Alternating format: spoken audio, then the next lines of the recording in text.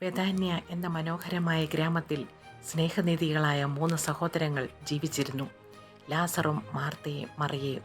അവർ യേശുവിൻ്റെ ഉറ്റ സ്നേഹിതരായിരുന്നു. അവർ യേശുവിൽ ആഴമായി വിശ്വസിച്ചിരുന്നു. എന്നാൽ ലാസർ ഒരു രോഗിയായിത്തീരുന്നു. ഈ വിവരം യേശുവിനെ അറിയിക്കുന്നു. എന്നാൽ 2 ദിവസം കഴിഞ്ഞാണ് യേശു ഇവിടേക്ക് കടന്നു വരുന്നത്. അപ്പോഴേക്കും ലാസർ മരിച്ച് കല്ലറയിൽ അടക്കം ചെയ്തിരുന്നു.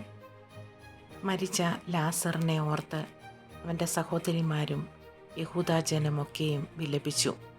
എല്ലാ പ്രതീക്ഷകളും നഷ്ടപ്പെട്ട ഇടത്തേക്ക് യേശു കടന്നു വന്നു.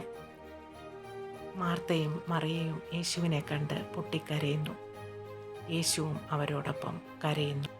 യേശു ലാസറിനെ വെച്ച കല്ലറയിലെ അടുത്തേക്ക് കടന്നു വരികയും ലാസറെ പുറത്തു വരിക എന്ന് ഉറക്കെ വിളിക്കുകയും ചെയ്യുന്നു. അങ്ങനെ ലാസർ കല്ലറയിൽ നിന്നും ജീവനോടെ പുറത്തേക്ക് വന്നു. ഇത് കണ്ട് അനേകർ യേശുവിൽ വിശ്വസിച്ചു. യേശു പുനരുത്ഥാനവും ജീവനുമാകുന്നു. യേശുവിന് അസാധ്യമായതൊന്നുമില്ല.